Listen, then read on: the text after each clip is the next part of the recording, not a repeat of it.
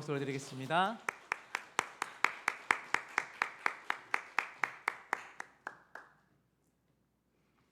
네. 여러분, 이 샤론 찬양대가 지금 했던 찬양의 제목이 뭐죠? 네. 맞습니다. 사명입니다. 사명이라는 단어를 들으시면 어떤 느낌이 드시나요? 사명.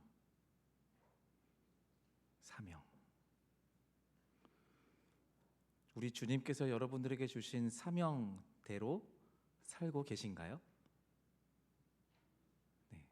혹시 여러분들 중에 나는 사명자 같은 삶은 아닌데, 목사도 아니고 선교사도 아니고 어디 가서 봉사를 열심히 하는 것도 아니고 그냥 평범한데 나는 사명대로 살지 못하는 것 같은 라는 생각을 하시는 분들이 있다면 아닙니다. 우리 주님은 우리 각자의 삶을 향해서 우리의 삶의 모습에 가장 어울리는 모습으로 사명을 부여하시는 분이십니다. 네. 저의 사명은 뭘까요? 목회자겠죠. 그런데 그것뿐만이 아니라 세 아들 딸들의 아빠이자 남편으로서의 사명도 있고요. 아들로서의 사명도 있고요. 여러분들에게도 그러한 사명이 있는 줄 압니다. 그 삶의 자리에서 세상의 모양이 아닌 하나님의 방법대로 살기 위해 애쓰고 땀 흘리고 고군분투하고 때로는 갈등과 어려움과 핀잔 속에 낙담할 때에도 나는 이렇게 사는 게 맞는 것 같은데, 나는 이렇게 배웠는데, 하나님이 나한테 이렇게 살라고 말씀하셨는데, 그게 하나님의 나라라고 배웠는데 라고 고민하신다면 그 모습이 사명대로 살아가는 삶의 모습입니다. 믿으시죠? 믿으시죠? 자, 그렇다면은 믿음으로 옆에 있는 분들에게 축복하시겠습니까? 당신은 사명대로 살아가시는 분이십니다. 이렇게 축복해 주세요.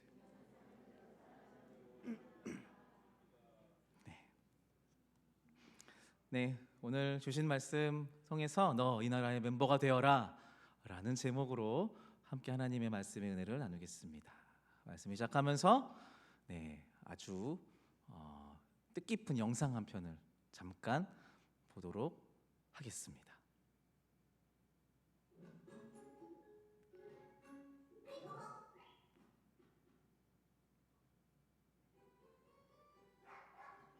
욕심 많은 개.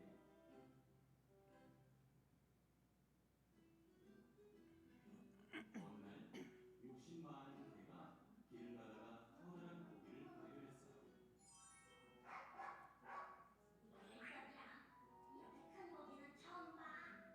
욕심 많은 개는 큰 고기를 덥석 물고는 생각했어요. 잠시 후 개는 개울 위에 놓인 다리를 건너게 되었어요. 그런데 이게 웬일이죠? 다리 아래 물속에서 커다란 고기를 물은 개가 자기를 쳐다보고 있지 뭐예요?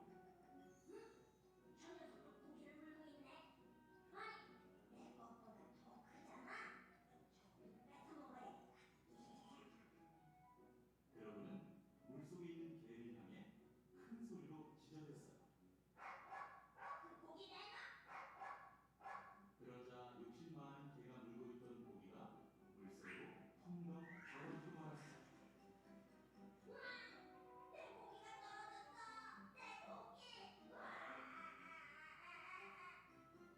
그제야 욕심 많은 개는 물에 비친 개가 자기였다는 것을 알게 되었답니다.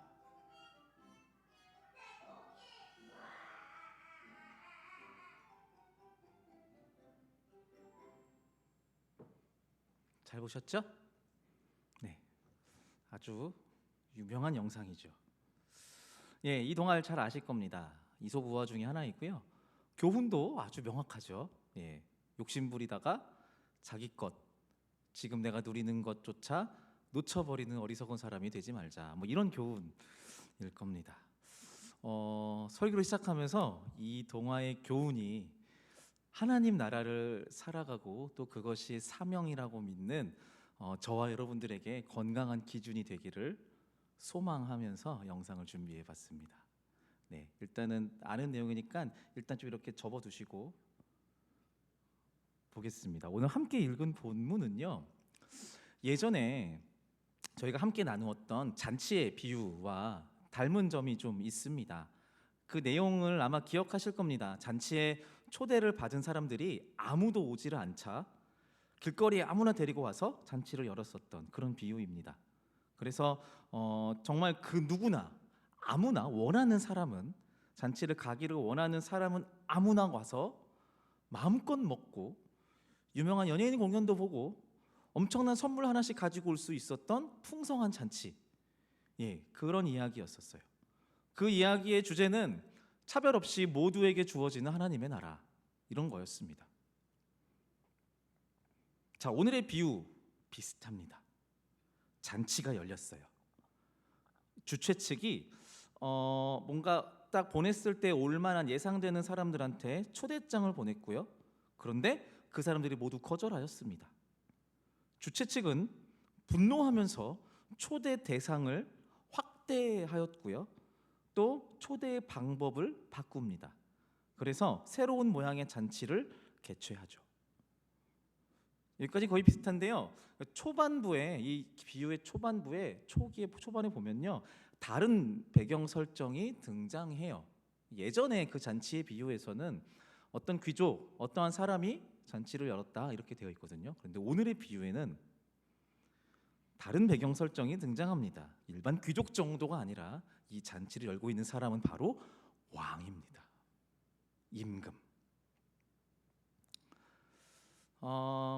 네, 화면을 전환해 주시고요. 얼마 전에 제 왕도 좀 치워주시고요. 네, 얼마 전에 네, 장안에 화제가 되었던 두 유명인의 결혼식이 있었습니다. 꽤 되긴 했는데 바로 이분들이죠. 네, 이야, 누구죠? 다 아시는군요. 김연아. 남자는 아실 필요 없어요. 여자만 알아도 됩니다. 김연아, 아주 유명한. 네. 말 그대로 선남선녀의 결혼식이었고요. 시작부터 끝까지 주인공 이 두 사람은 물론 하객들도 정말 어마어마했고요. 결혼식의 분위기, 음식, 노래 어느 하나 빠지지 않는 엄청난 규모의 결혼식이었습니다. 다들 다녀오셨죠? 왜 웃으시죠? 여러분, 저는 이 결혼식에 갔을까요? 아니라고요? 왜 제가 못 갔을 거라고 생각하시죠? 네, 당연히 못 갔습니다. 사실 막 가고 싶었던 결혼식은 아니었어요. 네, 근데 사실 저의 의지 이전에 저는 이 김연아와 고우림의 결혼식에 갈 자격이 없었습니다. 네, 저는 이들을 알아요. 너무 팬이죠. 응원했고요. 하지만 저분들은 저를 몰라요. 네, 제가 초대받을 수 있는 가능성이 없습니다. 김연아 씨와 고우림 씨를 알고 있는 스포츠, 음악, 연예계의 사람들과 이분들의 친인척들만 참석할 수 있는 결혼식이었어요. 자, 오늘 본문에서 보면요, 이 왕의 아들의 결혼식이 열린다고 해요. 왕이고요, 왕자예요. 네, 나 왕자. 네. 그리고 그곳에 하객으로 청첩장을 보내고 있는 상황이에요. 아들 결혼식이 열리니까 좀 오세요라고 청첩장을 보냅니다. 우리 아들놈 결혼합니다. 왕배상. 근데 물론 이걸 보낼 때 아무나 그냥 랜덤하게 보내지 않았을 겁니다. 왜냐하면 왕의 결혼식이니까요. 아무나 초대하지는 않았겠죠. 당연히 그 대상이 되는 사람들은 아마도 귀족이었을 겁니다. 그런데 초대받은 사람들이 아무도 안 온다고 합니다. 자, 김연아 씨가 여왕이라고는 하지만 진짜 왕은 아니에요. 그런데 만약 김연아 씨가 주변 친척들을 포함해 가까운 지인들을 초대했어요. 그런데 이들이 이거를 거절했다고 생각해 봅시다. 일반적으로도 그렇지만 아마 김연아 씨의 결혼식에 청첩장을 거절한 그 사람들은 앞으로 김연아 씨와 관계가 정리될 겁니다. 거절했으니까요. 당연한 수순일 겁니다. 결혼식 초대에도 안 오는 사람들과 연을 계속 유지할 필요가 없다고 느낄 거예요. 지금 왕은요, 자신의 아들의 결혼식에 초대받은 사람들이 하나같이 모두 거절했다라는 소식을 들은 거예요. 왕의 잔치에 참여하기를 거부한다? 왕이 생각할 때 어떻게 생각할까요? 이것들이 나랑 연을 끊을 생각인가? 나 왕인데 나랑 연을 끊어? 왜냐하면은 왕과의 관계에 관심이 없다라는 것처럼 느껴졌을 거예요. 별로 관심이 없구나. 그리고 그 말은 이 사람은 왕인데 왕의 그 관계로 부정한다라고 하는 거는 그 왕이 가지고 있는 권력으로 행하는 통치에 대해서 관심이 없다라는 말인 거예요. 다시 말하지만 왕이 그냥 아무에게나 초대장을 보내지 않을 테니까요. 근데 여기서 더 나아가서 이 초대를 거절한 이 사람들은요, 이 그 초대장을 들고 온 이 사람들을 붙잡아서 모욕하고 죽였습니다. 이 정도 되면 이들의 메시지가 명확해요. 뭐 하자는 걸까요? 싸우자는 겁니다. 싸우자는 거예요. 결국 그들은 분노한 왕에 의해서 모두 몰살당합니다. 자초한 일이죠. 왕과의 관계를 거부했으니 왕의 권력에 의해서 무참하게 처단당합니다. 자, 그러면 이제 왕에게 반역한 사람들은 해결이 됐어요. 처단했으니까요. 그런데 나와 있는 게 있어요. 뭐죠? 왕의 아들의 결혼식은 해야 돼. 왕자 결혼식은 해야 돼. 근데 지금 초대한 사람들이 아무도 안 온다고 다 죽여버렸잖아요. 아무도 없잖아요. 그래서 올만한 사람들이 오지 못하게 되었으니 아무나 데려오라고 명령합니다. 같이 읽어볼까요? 시작. 혼인잔치는 준비되었는데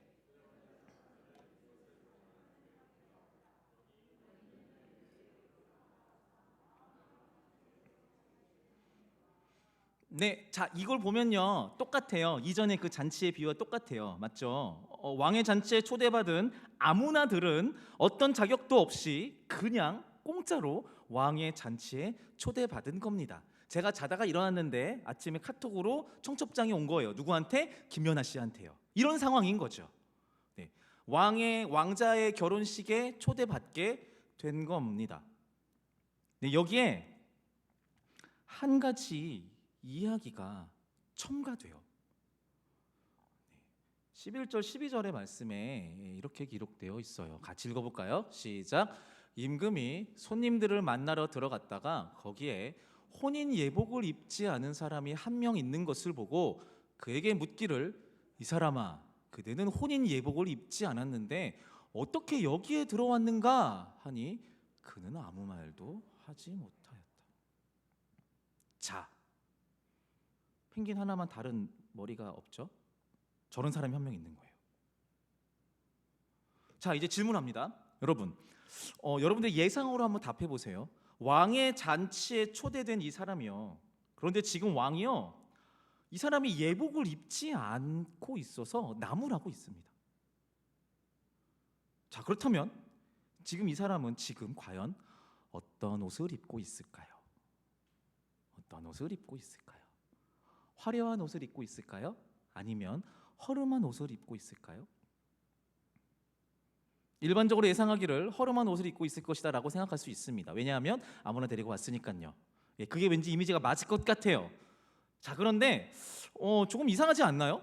만약에 이 사람이 지금 입고 있는 옷이 허름한 옷이라면 길을 가다가 황급히 들어온 잔치인데 어떻게 옷을 차려입고 옵니까?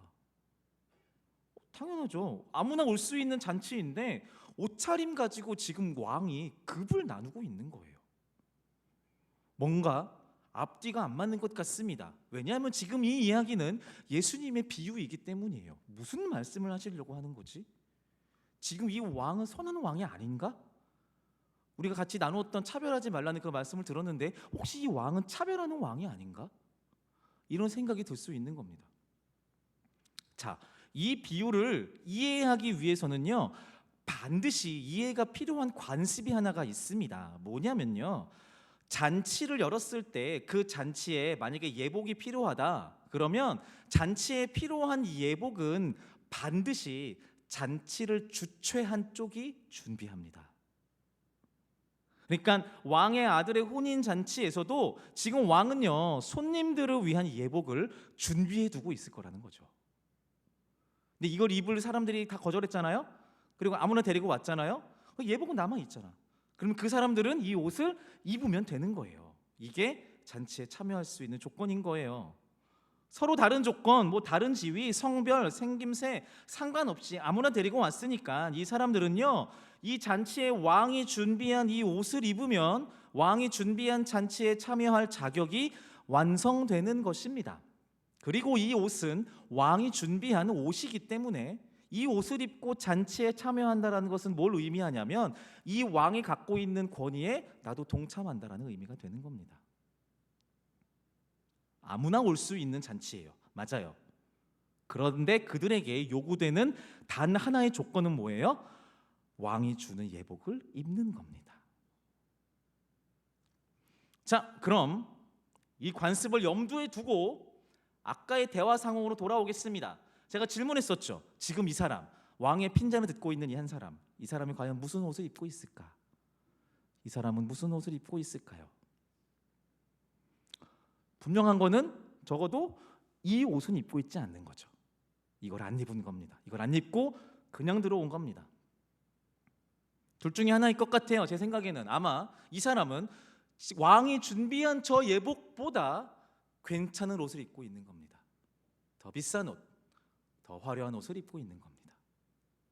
남들의 자랑하고 싶을 만한 아주 화려하고 패셔너블한 옷이거나 또는 나는 웬만해서는 누가 나한테 주는 옷들 잘 안 입어. 나는 그냥 나 편한 대로 살아.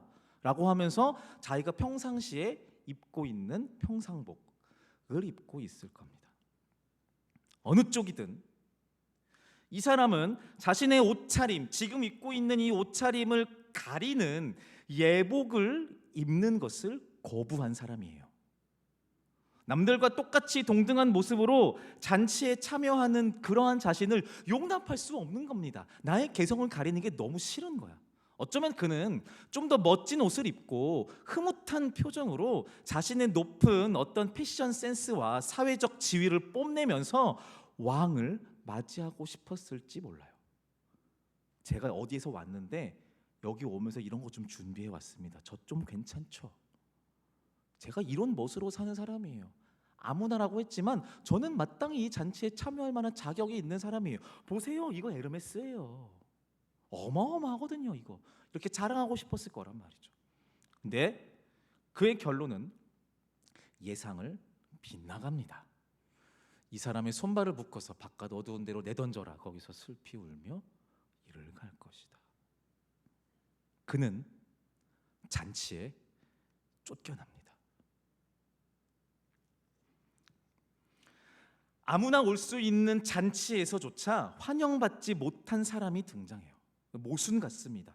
다시, 아무나 올 수 있는 잔치에 환영받지 못한 한 사람, 그 잔치에서 쫓겨난 사람. 예전에 등장했던 잔치의 비유에서 그 주제를 우리가 한 문장으로 옮긴다면 이거였어요. 누가 잔치에 참여할 수 있는가? 다 올 수 있었죠. 아무나 올 수 있었단 말이에요. 어떤 것도 필요치 않고 요구되지 않는 잔치, 누구나 올 수 있는 잔치였습니다. 그런데 오늘의 비유에서는 주제가 달라요. 누가 잔치에 참여할 수 있는가가 아니라 누가 잔치에 참여할 수 없는가입니다. 잔치에 참여할 수 있는 사람의 조건은 없어요. 왜냐하면 그동안에 있던 모든 제약과 관습이 파기되었기 때문입니다.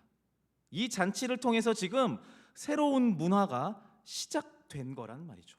누구나 참여할 수 있는 잔치이지만 이 잔치에 참여하기 위해서 해야 할 한 가지가 있는데 그것은 예복을 입는 것입니다. 이 예복은 주인, 즉 왕이 준비한 예복입니다. 근데 이것은 어렵지 않습니다. 왜냐하면 이 예복은 잔치에 참여하는 사람이 준비해 올 필요가 없는 예복이에요. 왕이 이미 준비했기 때문입니다. 와서 그 옷을 그냥 입으면 돼요. 자, 그러면 이 예복을 입지 않은 이 사람, 예복을 거부한 이유 분명합니다. 자신의 가치관입니다.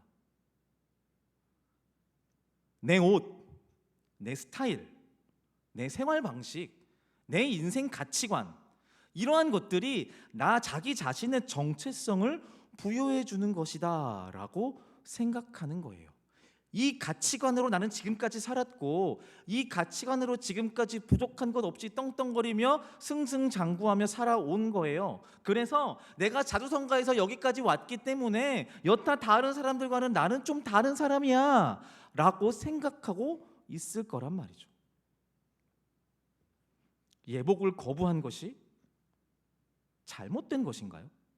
그는 그저 내가 맞다라고 여긴 것을 실현했을 뿐이에요. 실천했을 뿐이에요. 남들과 똑같아지기 싫었을 뿐이에요. 내 개성이야. 명품 옷과 희소 가치가 있는 자동차, 조금 더 비싼 곳에 위치한 집에 거주하면서 그에 어울리는 사람들과의 인생을 살아가는 것이 옳은 것이 선한 것이라고 말하는 그 세상 속에서 그저 그것을 누리며 살아왔을 뿐이에요. 이게 맞다라고 말하는 세상 속에서 그래, 그 개성대로, 그 가치관대로 승승장구하며 사는 게 맞는 인생이야, 그거 성공한 인생이야 라고 말하는 세상 속에서 살아왔던 사람일 뿐이에요. 그리고 그 가치관대로 지금 예복보다는 내 가치관이 소중해 라고 말하면서 잔치에 들어온 사람이에요. 갑자기 오게 된 잔치 때문에 지금껏 내가 누리며 순응해온 그 세상의 가치를 버릴 이유는 없는 거죠. 뭘 그렇게 대단하다고, 내가 지금까지 어떻게 살았는데. 그는 아마 이렇게 생각했을 거예요. 아니, 아무리 왕의 잔치라도 이 세상 순리라는 게 있고 세상 가치관이라는 게 있는데 왕이면 다야? 이런 생각을 했을 거예요. 그런데 이 사람이 크게 착각한 게 하나가 있어요. 그가 그동안 순응해온 세상의 가치가 완전히 바뀌었어요. 지금 왜 바뀌었을까요? 그가 지금까지 살아온 세상 가치관이 왜 바뀌었을까요? 우리가 같이 읽었거든요. 본문 말씀을요. 7절 말씀을 같이 볼 텐데요. 세번역 성경의 말씀으로 같이 한번 읽어보겠습니다. 시작. 임금이 자기 종들을 보내서 초대받은 사람들을 잔치에 불러오게 하였는데 그들은 오려고 하지 않았다. 임금은 노해서 자기 군대를 보내서 그 살인자들을 죽이고 그들의 도시를 불살라 버렸다. 자, 뭐예요? 왕의 초대를 거부하고 반항한 세상의 사람들은요, 왕의 권한에 의해서 모두 진멸당했어요. 이게 물론 비유 속의 이야기지만 지금 이 왕의 결정을 통해서 이 사람이 누리고 있던 세상 가치관이 끝났어요. 무너져 버렸단 말이에요. 다 불살라 버렸거든요. 지금 그는 이전과는 다른 세상에 살고 있어요. 왕은 새로운 세상의 가치관을 세우기로 결정했단 말이에요. 왕의 방향이 바뀌었단 말이에요. 예복을 입지 않은 이 사람이요. 이 사람은 뭘 잘못했을까요? 세상이 바뀐 걸 모르고 있는 거예요. 예전에 그냥 살고 있었던 그 세상의 가치관대로 자기 멋대로 사는 게 맞다라고 여기던 그 가치관 속에서 살아왔는데 이 왕에 의해서 세상의 가치관이 완전히 뒤집어졌다라는 사실을, 이 왕의 권위에 의해서 이 세상의 가치관이 끝나버렸다라는 사실을 이 사람은 모르고 있어요. 그래서 계속 와서 이게 맞는 건데, 내 개성대로 사는 게 맞는 건데, 이 세상 가치관대로 사는 게 맞는 건데 왜 나한테 강요해요? 라고 말하고 있는 거예요. 자신을 드러내며 뽐내고 그것을 평가받아 경쟁을 부추기고 서열을 매기는 것을 자연스럽게 여기던 그 사회가 있었는데 그 사회가 끝났다라는 것을 이 사람은 모르고 있는 거예요. 왕의 초대에 응한 모든 자들이 동등하게 대우받고 공존하는 새로운 질서가 도래했는데 이 사람은 모르고 있어요. 지금 왕은 자기 스스로를 특별하게 구별하면서 다른 사람들과의 차이를 통해서 자신의 정체성을 뽐내고자 하는 이 사람을 받아들이지 않습니다. 그 패션이, 그 가치관이 매력이라고 여기는 것을 이 왕은 매력 없다 하고 가치 없다라고 평가하고 있습니다. 자, 그러면 지금 왕이 진멸한 것은 무엇인가요? 왕이 진멸한 것은 무엇이냐면 자신들의 명예와 욕망으로 가득 찬 세상의 구별짓기와 서열 사회를 완전히 진멸시킨 거예요. 더 이상 그것은 없다라고 하고 무너뜨려 버린 거예요. 그런데 아직도 그 욕망을 여전히 품고 그 가치관을 여전히 품고 잔치자리에 온 이 사람을 용납할 마음이 왕에게는 없는 겁니다. 야, 그 세계는 이미 끝났는데, 그 세대는 이미 종결됐는데 왜 너는 아직도 그 가치관에 사로잡혀 살고 있어? 라고 다그치고 있는 거예요. 길거리에서 불려온 사람일지라도 이전의 질서를 포기하지 못한다면 왕과 함께 살 수 없습니다. 왕은 새로운 질서 속에서 새로운 사람들을 부르고요, 그들을 새롭게 하기로 결정한 겁니다. 그저 왕의 예복을 입고 동등해지기만 하면 누구든 왕의 차별 없는 통치를 누릴 수 있게 되는 것입니다. 저와 여러분들은 왕 되신 하나님의 통치를 신뢰하고 따르기로 결정한 크리스찬들입니다. 샤론 찬양대가 함께 했었던 찬양 가사, 주님이 홀로 가신 그 길 나도 따라가오. 우리는 그것을 사명이라고 부릅니다. 왕 되신 우리 주 그리스도께서 살아가신 그 삶의 방향대로 쫓아 살아가는 것이 사명이다라고 부르고 듣고 동의하며 고백하며 아멘 하였습니다.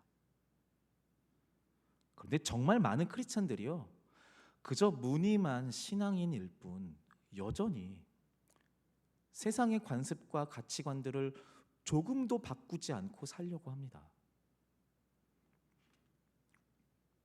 성경이 말하는 하나님 나라의 가치관이 마음에 들고 멋지고 괜찮아 보여, 그리고 그게 맞는 것 같아 라고 인정하기는 하지만 동시에 지금 내가 따르는 세상의 가치관을 포기하려고 하지 않습니다. 마치 고기를 물고 있는 강아지가 더 큰 고기를 보고 욕심을 부려서 있던 고기마저 잃어버리는 것처럼 세상 가치라는 먹음직스러워 보이는 고기 때문에 은혜로 부여받은 신앙의 삶을 등지고 포기하려고 하는 겁니다.